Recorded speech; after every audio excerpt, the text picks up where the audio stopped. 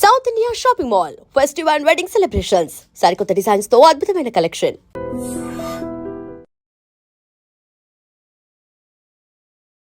చెరువులు కుంటలు నాలాలు ఎవడు కబ్జా చేసినా నిర్దాక్షిణ్యంగా గులగొట్టమని చెప్పింది. ఈ దేశంలో సుప్రీంకోర్టు కంటే పెద్ద కోర్టు ఏంది? ఏం కోర్టు ఉంది అంటున్నా? ఎవరు పడితే వాళ్ళు స్టే ఎట్లా ఇస్తారు? ఎవరు ఇచ్చారు మీకు అధికారం? సుప్రీంకోర్టు చెప్పింది వినాలని హైకోర్టులకు లేదా? ఏం వినాలే? మొన్న పోయారు కదా హైకోర్టుకు అనురాగ్ యూనివర్సిటీ వాళ్ళు. ఆయన కాయిదాలు చూసి వారం రోజులు టైం ఇచ్చి తహసీల్దార్ను ఒకవేళ ఎఫ్టీఎల్ ఉంటే తీసేయమని చెప్పిండ్రు. దానికి విద్యార్థులను అడ్డం పెట్టుకొని ఒక ఆయన, వెంచర్ను అడ్డం పెట్టుకొని ఇంకొక ఆయన, రాజకీయ నాయకులను అడ్డం పెట్టుకొని ఇంకొక ఆయన, ముఖ్యమంత్రి అన్నున్నాడని ఇంకొక ఆయన, ముఖ్యమంత్రి అన్నున్న కాలనీ అది దుర్గం చెరువు లేఅవుట్ కాదా? అది ఎట్లా లేఅవుట్ చేసిర్రు? అప్పుడు పర్మిషన్ ఇచ్చిన జిహెచ్ఎంసీ కమిషన్ని తెచ్చి ప్రాసిక్యూట్ చేయాలి కదా. దుర్గం చెరువు ఎన్ని ఎకరాలు ఉండాలి? వీళ్ళు ఎన్ని ఎకరాలు ఉంది? ఒక కొత్త చెరువు కట్టే సూరత్ లేదు కానీ ఉన్న చెరువులు మింగి రేపు భవిష్యత్ తరాల పిల్లలకి ఏమిద్దాం అనుకుంటారు మీరు? ఏమిస్తారు? బంజారా హిల్స్లో, జూబ్లీ హిల్స్లో కొండల్ని కంకర మిషన్లు పెట్టి పిండి చేస్తూ ఉన్నారు దుర్మార్గులైన రాజకీయ నాయకులు. ఆపున్నా పర్మిషన్స్ అని రేవంత్ రెడ్డి గారు. ఎందుకు ఆపవు? నీ పార్టీలో ఏరింది ఎందుకైనా? ఎందుకు ఆ కొండలు ఎందుకు కొడుతుర్రు? ఆపుర్రా కొండలన్నింటిని కొట్టే వాటిని. ఇది ఇప్పటికిప్పుడు జరుగుతున్న విషయం కాదు, ఏళ్ల తరబడి రాత్రికి రాత్రి జరిగింది కాదు. ఎవరో ఒకరు మొదలు పెట్టాలా? ఎందుకు జరగలేదు? ఎవరో ఒకరు అరే ఇంతకాలం నువ్వు గడ్డి తిన్నావు, ఇలానే అన్నం తింటున్నావు, it is wrong in it. మీరు గడ్డి తిన్నారు కాబట్టి నేను గడ్డి తినాలా? నాకంటే ప్రభుత్వం ముందు తప్పు చేసింది కాబట్టి నేను తప్పు చేయాలనా? Once again I'm telling I'm not supporting Revanth Reddy. ఊరు బాగుండాలా వద్దా? పిల్లలు మీ కళ్ళ ముంగట వాయినాల్లో కొట్టుకుపోయినట్టు బురదలలో కొట్టుకుపోవాలని కోరుకుంటురా? నేను కోరుకుంటలేను. నా భాగ్యనగరం బాగుండాలని కోరుకుంటున్నా. ప్రపంచానికి హైదరాబాద్ ఒక కీర్తి ప్రతిష్టలు ఇచ్చిన నగరం. 400 సార్లుగా చరిత్ర ఉంది దీనికి. ఇంత మాట్లాడతారు. అసలు భాగ్యనగరాన్ని భాగమతి నది ఒడ్డున కట్టినప్పుడు ఎందుకు కట్టిర్రు? అప్పుడు ఏమైనా వరదలు రాలేదా? మూసీకి వరదలు రాలేదా? అప్పుడు ఏం తెలుసా హైదరాబాద్ చరిత్ర వీళ్ళకి మాట్లాడేటోళ్ళకి? ఈ ముఖ్యమంత్రి వచ్చి మూసీ ప్రక్షాళన అంటాడు, ఆ ముఖ్యమంత్రి వచ్చి కాళేశ్వరం అంటాడు, ఈయన 1,00,000 కోట్లు అంటాడు, ఆయన 1,00,000 కోట్లు అంటాడు. నేను వాళ్ళ కమిషన్ల కోసం మాట్లాడతలేను. నేను మల్లారెడ్డి గారు కడితే గులగొట్టుర్రి, పల్లారాజేశ్వరరెడ్డి గారు కడితే గులగొట్టుర్రి, నాగార్జున గారు గులగొడితే నేను కదా అందరికంటే ముందు మాట్లాడింది. కోర్టు స్టే ఇచ్చిందంటే ఎట్లా ఇస్తుంది కోర్టు అని అడిగినా. బరాబర్ అడుగుతా నేను. పొద్దున 6 గంటలకు కూలగొట్టుడు మొదలు పెడితే మధ్యాహ్నం లంచ్ మోషన్ అయింది, 3 గంటలకు స్టే అయింది. అది స్టే అని మీడియా మిత్రులు తప్పు రిప్రజెంట్ చేసిరు. స్టేటస్కో ఇచ్చింది, అది కూడా కరెక్ట్ కాదంటే నేను జడ్జి గారి ముందు కూడా ఇట్లే వాదిస్తా. నేను కూలగొట్టాలి అంటున్నా. 2014లో చెప్పింది అంటున్నా ఆంధ్రప్రదేశ్ ఉమ్మడి హైకోర్టు. ఏమని? ఎన్ కన్వెన్షన్ సర్వే చేయమని చెప్పింది హైకోర్టు. సర్వే చేసి హెచ్ఎండిఏ 2016లో రిపోర్ట్ ఇచ్చింది. అందులో 3.5 ఎకరాల ఎఫ్టీఎల్ బఫర్ జోన్ ఉందని. 2016 నుంచి ఇలా ఎందుకు కులగొట్టలేదు అంటున్నా. కోర్టు ఉత్తర్వులను ఎందుకు ఉల్లంఘించారు? ఏం జరిగింది అనుకుంటున్నారు మీరు? ఏం జరుగుతుంది? వాళ్ళ కోడలు బ్రాండ్ అంబాసిడర్ అయింది చేనేతకి. ఆమెకి చేనేత తెలియదు, చీర తెలియదు. ఆమె తెచ్చి బ్రాండ్ అంబాసిడర్ చేసారు. ఆ సంబంధాలు ఏం సంబంధాలు వాళ్ళు చెప్పాలి, అప్పుడున్న వాళ్ళు చెప్పాలి. నాకేం తెలుస్తుంది?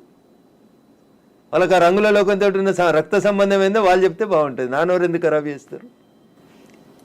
రంగుల లోకంతో రక్త సంబంధం అలా అనుకుంటే కేవలం ఎన్ కన్వెన్షన్ నాగార్జున దాని మీదే ఉంటుందా? ఇప్పటికి పద్మాలయ స్టూడియో మీద లొల్లిపెట్టింది రఘునందన్. ఇదే హరీష్ అని 6 అడుగులు ఉన్నాడు మాట్లాడిండు. మళ్ళీ పర్మిషన్ ఎట్లా ఇచ్చారు ప్రభుత్వం రాగానే? లాంకో హిల్స్ వక్ఫ్ భూమిలో ఉన్నారు. 10 ఏళ్ళు అధికారంలో ఉన్నాడు కేసీఆర్ అంటే. ఆయన ఒక రోజైనా మాట్లాడండి ఆ వక్ఫ్ భూముల గురించి? లగడపాటి కడుతుండని చెప్పి లాంకో హిల్స్ అంతా వక్ఫ్ భూములు దున్నుతాం, పల్గొడతాం, ఇరుగొడతాం అన్నారు. పర్మిషన్ ఎవరు ఇచ్చారో తెలుసా కవిత గారు? పద్మాలయ స్టూడియోలో అపార్ట్మెంట్లు కట్టుకోవడానికి పర్మిషన్ ఇచ్చింది ఇదే గౌరవనీయులు కేసీఆర్ గారు, కేటీఆర్ గారు, హరీష్ రావు గారు. ఆ రక్త సంబంధం ఏందో అడుగుండ్రు. జర్రంత అవతలకి పోతే ఎంఆర్ ప్రాపర్టీస్ అని ఒకటి ఉంటాయి. ఎంఆర్ ప్రాపర్టీస్లో రైతులు, తెలంగాణ రైతులు మా భూములు పోతున్నాయని ఏడిస్తే వాళ్ళకి పైసలు ఇప్పిస్తామని స్పీచ్లు ఇచ్చిండు. ఇదే కేటీఆర్, అదే హరీష్ రావు, అదే కేసీఆర్ అన్నట్టు. ఆయన 10 ఏళ్ళు మంత్రులుగా పదవి అనుభవించారు. ఎన్నడన్నా ఎంఆర్ ప్రాపర్టీస్లో భూములు కోల్పోయిన రైతుల గురించి మాట్లాడేందుకు వీళ్ళకి నోరు వచ్చిందా? ఎందుకు రాలేదనుకుంటారు కవిత గారు? కారల్ మార్క్స్ అని కమ్యూనిస్టు సిద్ధాంతకర్త చెప్తాడు, మానవ సంబంధాలన్నీ ఆర్థిక సంబంధాలనే చెప్తాడు. అందుకనే రాఘవేంద్రరావు సినిమాక్స్ని ముట్టలేదు టీఆర్ఎస్ పార్టీ. పద్మాలయ స్టూడియోస్లో అపార్ట్మెంట్లు కడుతుంటే సపట్లు కొట్టిర్రు. ఎంఆర్ ప్రాపర్టీలో తెలంగాణ రైతులు మునిగిపోతే నోరు మూసుకున్నారు. నాలాంటి ఎవడో మాట్లాడాలి కాబట్టి మాట్లాడడం మొదలు పెడతా ఉన్నాం. I stand for the poor only. నేను ఇప్పుడు ఈ రాష్ట్ర ప్రభుత్వాన్ని డిమాండ్ చేస్తా ఉన్నా. కానీ అమ్ముతురు కదా కోకాపేటలో ఎకరం 100 కోట్లు పెట్టి. 100 ఎకరాలు అమ్మిండ్రు కదా. ఆ పక్కన ఇంకా 150 ఎకరాలు ఉంది ప్రభుత్వ భూమి. ఇప్పుడు ఇండ్లు పోతున్న వాళ్ళందరికీ ఒక 25 ఎకరాలు లేఅవుట్ చేయండి. ఈ పేదలందరికీ మంచికి 100 గజాల స్థలం ఇయ్యండి. ప్రధానమంత్రి ఆవాస్ యోజన కింద ఇంటి పైసలు 5 లక్షలు ఇయ్యండి. ఇందిరమ్మ ఇంటి కింద నువ్వు 5 లక్షలు. ఈ నాలాల మీద కట్టుకున్న వాళ్ళు, చెరువులు కుంటలలో కట్టుకున్న వాళ్ళ కోసం ఏంది కోకపేటలో 100 కోట్లకు ఎకరం పోయే భూమిలో వీళ్ళకి లేఅవుట్ చేసి 25 ఎకరాలు అక్కడ ఉప్పల్ బగాయితో లగాయితో అని పెట్టి అమ్మిర్రు కదా ఊడా యాక్షన్ పెట్టి. అట్లా ఈ గరీబ్ వాళ్ళందరికీ తీసుకొచ్చాడు కాలనీ కట్టు, వీళ్ళు అరువులు కాదా 100 కోట్ల భూమిలో ఉండేందుకు? 10 ఏళ్ల క్రితం కట్టుకున్న ఇల్లు కన్నం కూడా కూలిపోతుంది కదా, బాధపడుతురు కదా. వాళ్ళని తీసుకొచ్చాడు 25 ఎకరాలు లేఅవుట్ చేయి Revanth Reddy. Then I will support you, then I will congratulate you. అంతేగాని అసదుద్దీన్ ఓవైసీ ఇచ్చిన ఊడత ఊపులకు భయపడితే 400 కాదు 4000 స్టూడెంట్స్ ఉన్నారని బెదిరిస్తాడు. ఎందుకు సల్కం చెరువు కూల్తలేదు? కూలాలి కదా సల్కం చెరువులో ఉన్న ఫాతిమా మెడికల్ కాలేజ్. ఎందుకు భయపడుతున్నారు? ఏమవుతుంది రేవంత్ రెడ్డి గారు? మొదలు పెట్టినావు కదా, కొట్టేసేయన్ని. అపప్రద నీకెందుకు? మల్లారెడ్డితోటి పాత పగుందని, పల్లారాజేశ్వరరెడ్డి పార్టీ మారతలేడని కొడుతున్నా చెడ్డ పేరు ఎందుకు? ముందు అసదుద్దీన్ ఓవైసీ తోటి మొదలుపెట్టు. సో మధ్యలో విద్యా సంవత్సరం అక్కడ ఆల్టర్నేట్ అనేది దసరా సెలవులు వస్తాయి కదా, ఇమ్మీడియట్ గా ఆల్టర్నేట్ ఇంకో ఎందుకు దొరకదు? కాలేజ్ లో ఎందుకు దొరకదు? అకామిడేట్ చేయడానికి ఎందుకు దొరకదు అంటున్నా. ఒక్క రోజులో కట్టేస్తారు. ఇప్పుడు అంతా కిర్బీ షీట్లు అనే స్ట్రక్చర్లు వచ్చినాయి కదా, టెంపరీ స్ట్రక్చర్లు. 20 మొత్తం రింగ్ రోడ్ పక్కన అన్ని బిల్డింగ్లు ఖాళీగా ఉన్నాయి, తీసుకొని కట్టుకోమని ఉండ్రి. ఇన్ని రోజులు అనుభవించారు కదా చెరువులో కట్టుకొని, దానికి రెంట్ కట్టుర్రి ప్రభుత్వానికి.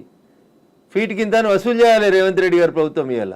ఏసి నిజంగా ఎవరైనా పేదలకు నష్టం జరుగుతుంది చెరువులలో తెలిసి తెలియక అమాయకంగా ప్రభుత్వం లేఅవుట్కి పర్మిషన్ ఇస్తే కట్టుకున్న వాళ్ళు ఉన్నారు, వాళ్ళందరినీ తీసుకొచ్చి కోకపేటలో పెట్టండి అంటున్నా. ఏంది ప్రాబ్లం ఏంది మీకు? గరీబులు అక్కడ ఇల్లు కట్టుకోదా కోకపేటలో?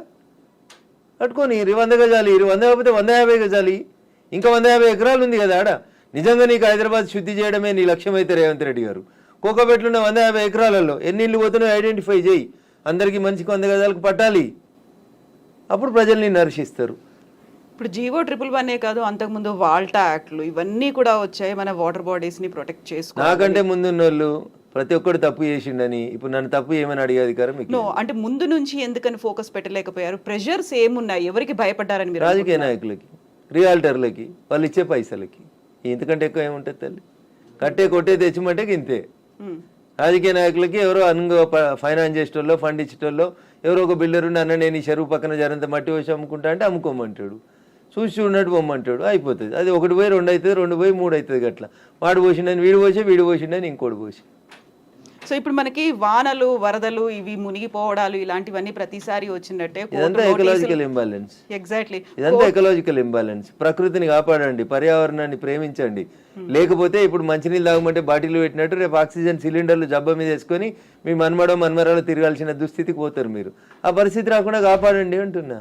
ఎగ్జాక్ట్లీ. సో కోర్టు నోటీసులు, స్టేలు, ఆ తర్వాత స్టేటస్ కో మెయింటెనెన్స్లు ఇవన్నీ కూడా అంటే ప్రతిదీ ఏది టచ్ చేద్దామన్నా మళ్ళీ కోర్టుతో లింక్ అయి ఉంది కాబట్టి ఇది కూడా ఎక్కువ కాలం నిలవదేమో హైడ్రా అనేది కూడా వినిపిస్తుంది. యాజ్ అడ్వకేట్ మీరేం చెప్తారు అసలు? సో నేనేమంటున్నా, శుభం గోర్ర పెళ్లి కొడుకు అంటే ఏదో అన్నాడంటే అట్లున్నది మా కవిత ఆలోచన.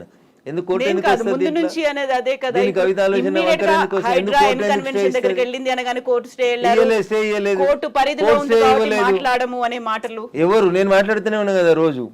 నో, మీరనట్లేదు. ఆక్యుపై చేసుకున్న వాళ్ళ దగ్గర నుంచి వచ్చే సమాధానం అదే, కోర్టు పరిధిలో ఉంది కాబట్టి. తప్పించుకునే ప్రయత్నం తప్ప ఏముంటది? దొంగకు తేలుగుడితే ఏం చేస్తాడు? తేలుగుట్టిందని చెప్తాడా?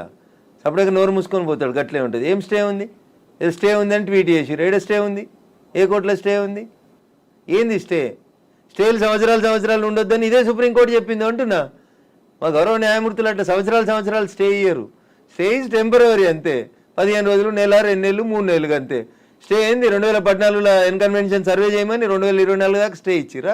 ఏ కోర్టు ఇచ్చిందో చూపెట్టురు నాకు. మీ అంత చదువుకోకపోవచ్చు కానీ నాకు స్టే అంటే ఏందో అర్థం తెలుసు. జర చూపెట్టుర్రి.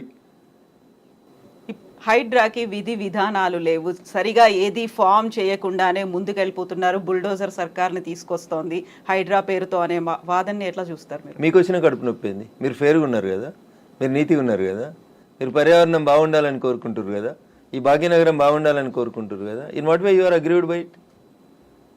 మీకు వచ్చే నష్టమైంది అంటున్నా. ప్రజల చేత, ప్రజల కొరకు ప్రజలు ఎన్నుకున్నటువంటి ప్రభుత్వాలు తీసుకునే నిర్ణయాలని ఏం చేస్తారు మీరు? కోర్టు ఎందుకు అడ్డుకుంటుంది? కోర్టుకుండే అధికారాలు ఏంటి? ఎంతవరకు అడ్డుకోవాలో అంతవరకే అడ్డుకుంటుంది. నేను చెప్తున్నా కదా, ఈ దేశ సర్వోన్నత న్యాయస్థానం సుప్రీంకోర్టు చెప్పింది కూలగొట్టమని. సుప్రీంకోర్టుకు భిన్నంగా లోకల్గా ఉండేటువంటి జడ్జిలు అట్లా ఇస్తారా జడ్జిమెంట్లు? నాకు తెలిసినంత వరకు అయితే ఎవరు కవిత గారు. సో ఇప్పుడు హైడ్రాని సడన్ గా తెర మీదకి తీసుకొచ్చింది. 1994 రావడం, ఒక హైడ్రాని తీసుకొని రావడం అనేది భయపెట్టడానికో, బెదిరించడానికో, లేకుంటే రుణమాఫీ 6 గ్యారంటీ స్కీములు అడుగుతున్నారు కాబట్టి డైవర్షన్ పాలిటిక్స్ అనే వాళ్ళకి ఏం చెప్తారు మీరు? నేను అంటున్నా, రుణమాఫీ చేయాల్సిందే, ఇచ్చిన 6 హామీలను అమలు చేయాల్సిందే. రైతులకు చెప్పినటువంటి రుణమాఫీ, యువతకు చెప్పిన డిక్లరేషన్, మహిళలకు ఇచ్చినటువంటి మహిళా డిక్లరేషన్ అన్నీ చేయాల్సిందే. అవి చేసి ఇది వదిలేద్దామా? అవి చేయాల్సిందే, ఇవి చేయాల్సిందే. ఇది చేయమని చెప్పురు, అది చేయమని లొల్లి పెడతాం. మేము లొల్లి పెడుతూనే ఉన్నాం కదా. బీజేపీ ప్రశ్నిస్తున్న బీజేపీ పేరిట, ప్రశ్నిస్తున్న తెలంగాణ పేరిట మేమంతా నడుపుతూనే ఉన్నాం కదా.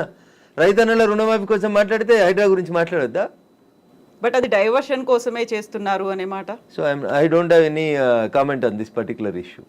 నేనేమంటున్నా, నేను రుణమాఫీ కాలేదు, రైతులతోటి చేయించేది రైతులతోటి చేపిర్రి, హైడ్రాకి దానికి ఏం సంబంధం అంటున్నా. ఎందుకు రాస్తున్నాయి పేపర్లు హైడ్రా గురించి అంత గొప్పగా?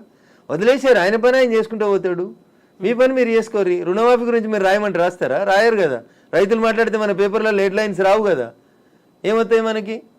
హైడ్రా హైడ్రా మా కేటీఆర్ అంటాడు, ఆయన పోయి అమెరికాలో అంటాడు. అది ఫుల్ హాఫ్ పేజీలు వస్తుంది, పెద్ద పేజీలలో వస్తుంటుంది. ఫస్ట్ పేజీలలో 119 ఎమ్మెల్యేలలో ఆయన యువరాజు అయినట్టు ఆయన మాట్లాడితే పైన ఒక బాక్స్ కట్టి రాస్తారు మీరు. ఆయన కట్టిన జన్వాడ ఫామ్ హౌస్ నాది కాదని స్టేట్మెంట్ మారుస్తాడు. ఒక్క మీడియానైనా రాసిందా? రేవంత్ రెడ్డి అన్నట్టు ఆయన అరెస్ట్ చేసిన రోజు ఈ ఫామ్ హౌస్ నాది, ఇగో దాని మీద డ్రోన్ ఎగిరేసినావు, ఇగో క్రైమ్ నెంబర్ ఇంత, నార్సింగ్ పోలీస్ స్టేషన్ అని తీసుకొచ్చి ఒక్కరైనా రాసిరా మా జర్నలిస్ట్ మిత్రులు? ఇవాళ అది నోరా మోరా, ఇది నాది కాదు నా దోస్తుంది అని చెప్తే ఎందుకు రాయారు? ఆ రోజు స్టేట్మెంట్ ఈ రోజు స్టేట్మెంట్ రెండు పక్క పక్కన పెట్టి ఎందుకు చూపాయించారు? ఎలక్ట్రానిక్ మీడియాలో ఎందుకు చూపెట్టారు? ఎందుకు చూపెట్టరు అంటున్నా. ఎవరా దోస్తు? ఎందుకు నీకు లీజుకి ఇచ్చిండు?